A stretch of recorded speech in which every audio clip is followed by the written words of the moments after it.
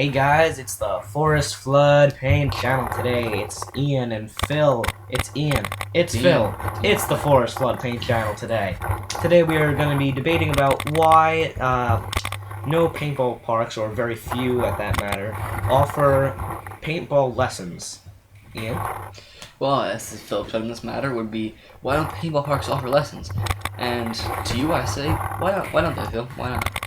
I personally feel that they don't do it because the paintball is a generally very small sport, and the demand that's required to keep this kind of program running is they're just not going to get it at a paintball park. It's just not going to happen. And the demand, the price would have to be way higher than you would want to place it, because you have to pay for somebody to teach the class, the equipment for the class, and you need to have specially trained instructors. That's what I say, Ian. So leading into this, I guess Philip said specially trained instructors, but there's also the level where parents will look at this sport and think, like any other sport where you have lessons, which is almost every single one in the world, is the safety level. Like, parents want to know if this is safe or not, you know?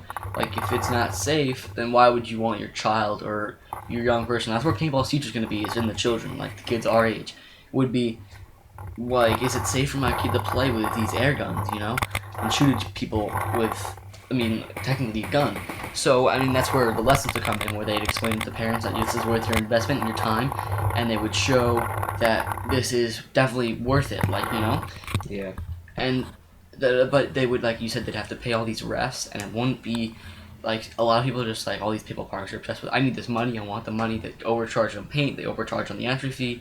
Like, everything's over the top. All they care about is just making money. You know, making a quick buck. Yeah. So, like our paintball park by us would be. I'm not gonna mention it because I don't want strike debate or anything like that. But they charge a lot of money for paint a case of paint, which would be $55, but I know they have to understand they have to make a profit, but it's close to $80 during the summer on a normal day, which is a ton of money.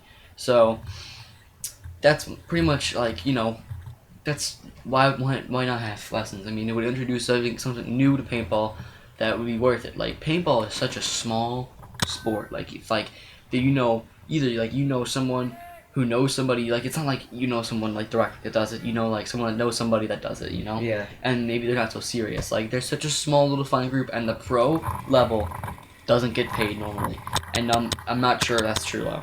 So, like, they might not even get paid because like groups of friends that play and they're just that good, and it's all advertising they may get paid from, but there's no salary, there's no money invested in the paintball. These companies that run paintball are like small companies that are out of country, Yeah. This sport is worldwide, like any other sport, and it requires lessons to expand and grow. Yeah, and a paintball park would make money off their lessons. They'd have to charge a lot for it, but Yeah. anything else, it's worth the price.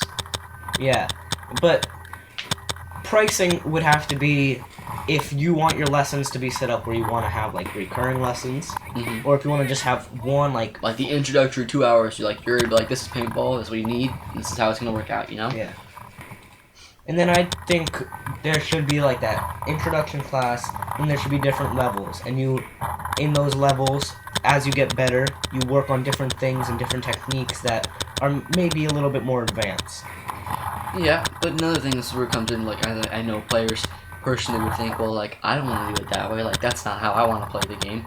They're gonna take this as like almost like skateboarding. Like, you can't tell a skateboarder to, well, this is how you're gonna have to like grind that rail. It's like, well, I don't want to break out like that. I want to break out like this. It's a lot of personal preference, and no one can say this is the best way, because really there is no proven this is the best way. Like in baseball, you don't want to chop down because it's gonna create a ground ball. Well, if I don't wanna break out from the side because, what if my paint goes to the left? Well, you can't prove it goes to the left, because if you're good enough, maybe it won't go to the left. Like, there's no room for like actual error. Like, you could tell there's a difference in it. It's like what someone thinks is the best way, and how do you gonna teach that to somebody? Yeah, that's very big.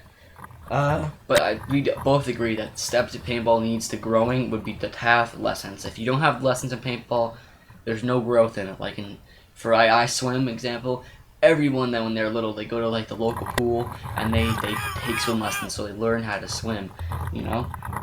Now in any sport, lessons, baseball, little league, you know. So that's where we're coming from with the paintball.